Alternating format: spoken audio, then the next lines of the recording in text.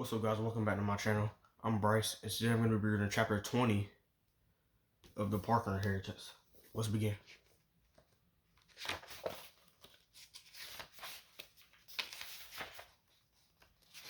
Chapter 20, Enoch, Washington. July 24th, 1957. Big Dub rattled the ice in almost empty glass as Robert Hicks, the Perkins football coach, pulled up to his house.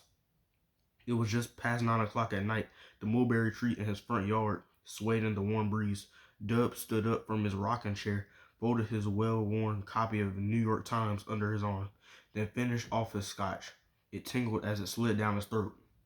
"Already getting started, Dub?" Robert asked as he walked across the grass. Dub had mowed the yard that morning, and clippings still littered the concrete carport. "I'm celebrating. That's what you've been saying for the past 2 weeks." Robert laughed. "You think you were the one playing Wimbledon. I saw her play once," he said, "in high school."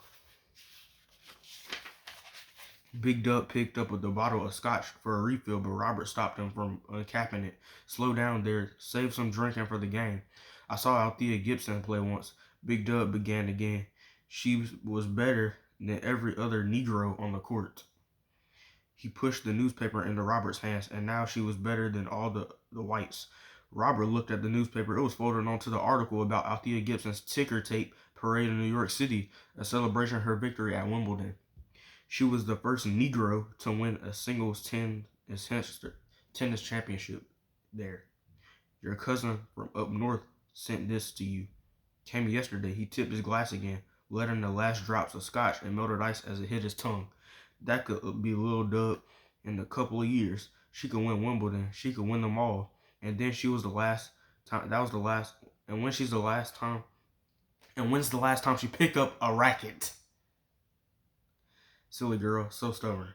Wonder where she got that from." Big Dub let out a sigh. Lil Dub had even stopped accepting the crossword puzzles he used to buy for her. "I ain't gonna fight about that Siobhan with you. I get enough of that from Leanne, but that girl is gonna play tennis whether she likes it or not." "She will if she wants me to pay for college." "Good luck with that," Robert said. "You don't have kids. You don't understand," Big Dub said. "A parent's job is to protect their children, even from themselves. Especially from themselves." "I think Lil Dub might have other ideas about that." He pulled his keys from his pocket. "Come on, the sooner we get to Smitty's, the quicker I can win his money." Their friend and fellow teacher, Dwayne Smith, lived on farmland on the county line. They played cards at his house once a month, though they usually did more bragging than actual playing. Robert pulled out of the yard and started down the street. "Turn left here," Big Dub said. "Take Loyola." "Why?" "Just do it. I want to see something." Robert did as Big Dub instructed. He typically took Darling Avenue to the highway, as it avoided most of the white areas of town, but today Dub was directing them right to a rundown white neighborhood. "Slow down," Big Dub said. They neared a bar called the Watering Hole. "Dub?" "He's there," he said, slapping his hands on the Oldsmobile dashboard. "Turn in." "You crazy?" "I ain't going inside," he said. "Just want to leave something on Coach Turner's car." Coach Thomas Turner was the science teacher and tennis coach at Wallace High School. His boys' team had won the state championship that year. Dub often said that the boys would have won a championship as well if there were enough colored high school teams in the state to have an actual tournament. Robert turned on the signal but didn't enter the dirt parking lot. "Why you want to start something with Coach Turner? What did he ever do to you?" "Nothing, and that's the problem." Dub folded the paper, making sure the photo from the ticker tape parade was front and center. "Come on, I want Coach to know that tennis ain't a white boys only sports no anymore. No more, same thing." Robert tightened his grip on the wheel as he steered into the parking lot. He stopped the car and scooted down. "Now hurry up. I'm not trying to get linked because of you." Dub opened the car door and stepped into the dark night. He slipped the paper underneath the windshield wiper and then ran back to the car, an alligator-shaped grin plastered across his face. It was almost midnight when a car sped into Dwayne Smith's driveway. "Who in the world is that?" Smitty asked, stumbling from the table. "He lost all of his poker chips long ago." But since it was his house, Robert and Dub let him continue playing. He glanced out the window. It's Coach Douglas. What's Adam doing here? Dub asked. One of y'all invite him to the game? Smitty opened the door of Adam Douglas. He surveyed the men in the room, then leveled his gaze on Dub. Tell the truth. Did you leave that newspaper on Tommy Turner's car? Dub smiled. Maybe. Damn it, Dub! Adam slammed his fist into his palm. They're on their way over here now. Should be any second. Dub took a sip from his glass. Fine, let them come. Just then a car horn pierced the night. Everyone in the room jumped. Adam ran to the window. Shoot, it's them. The horn sounded again. 3 long bursts. Big Dub and Robert joined Adam at the window while Smitty ran into the kitchen. I guess they didn't like that article, Dub said, chuckling. That ain't funny, Adam said.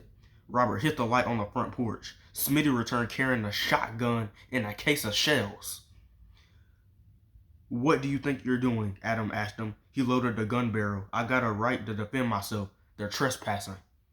And you're drunk. They're white. You be arrested, convicted, and hooked up to the chair before he could blink. Adam glanced outside again. They ain't carrying. Let me go out and talk to them. Find out what they want. Big Dub moved toward the door. I'll come with you. Absolutely not, Adam said. Wait here. I'll be back in a second. The others crowded around the window as Adam stepped onto the porch. Turn off your brights, he called. I can't see you. The car headlights went dead. Dub let his eyes adjust to the dark. He could make out 4 men as they walked toward the house. 3 he recognized as teachers from Wallace.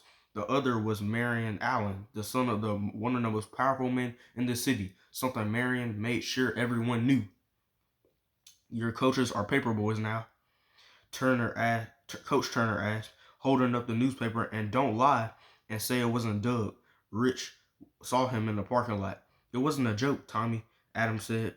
You see anybody laughing? Marion Allen slurred, his 2 eyes narrowing into blue pinpricks.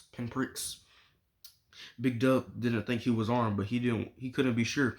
And if he was, Dub wasn't about to let Adam get hurt over something he started.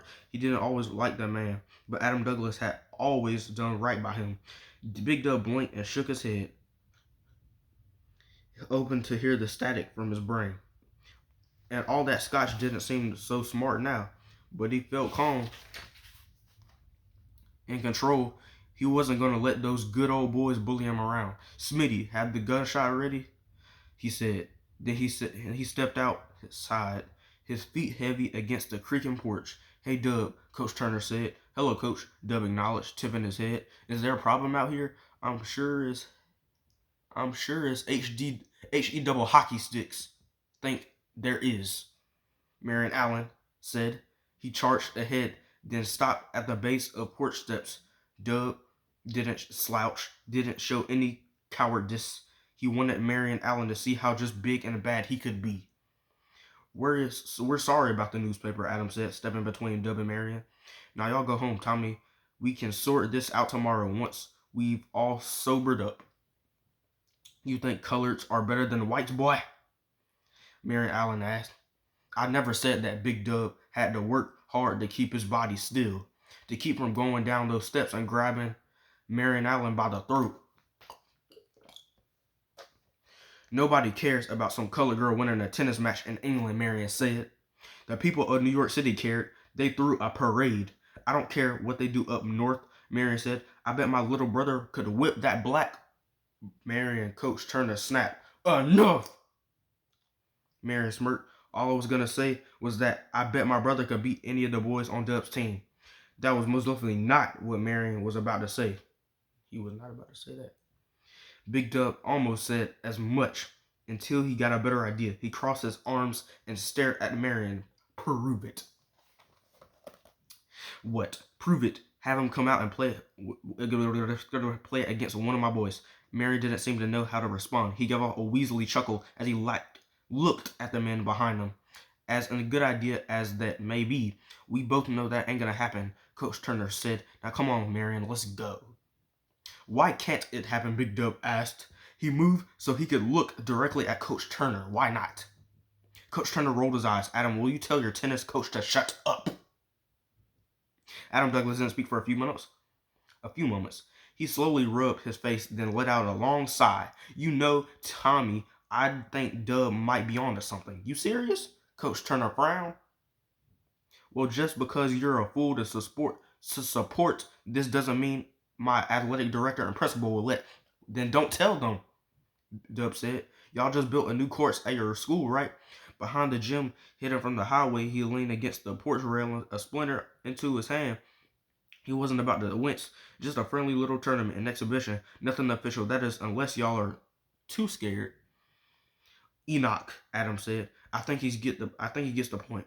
Big Dub's grin widened. What do you say, Coach Turner? He reached out his hand. Instead of all this talk, let's settle it on the court. Your boys against mine. Coach Turner scratched his chin. No tricks, no publicity, just us and the boys. Just us and the boys, Big Dub repeated. Do we have a deal? Coach Turner walked to the porch and shook his hand. I'll call Adam tomorrow to sort out the details. Marion Allen pointed at Big Dub, then spat on the ground. Boy, you gonna regret this for a long time. Robert and Smitty excited the house as Coach Turner car pulled up onto the street. Skirt, skirt. Adam's face was twisted into a tight frown. You can't have a fight frown. Like, Dub, I just put my neck way out there for you. I hope you know what you're doing. What, you think you're gonna lose, Big Dub asked? No, Adam replied. I'm worried we're gonna win. And that was chapter 20. So tomorrow I'll be reading chapter 21. And that's about it. Peace out.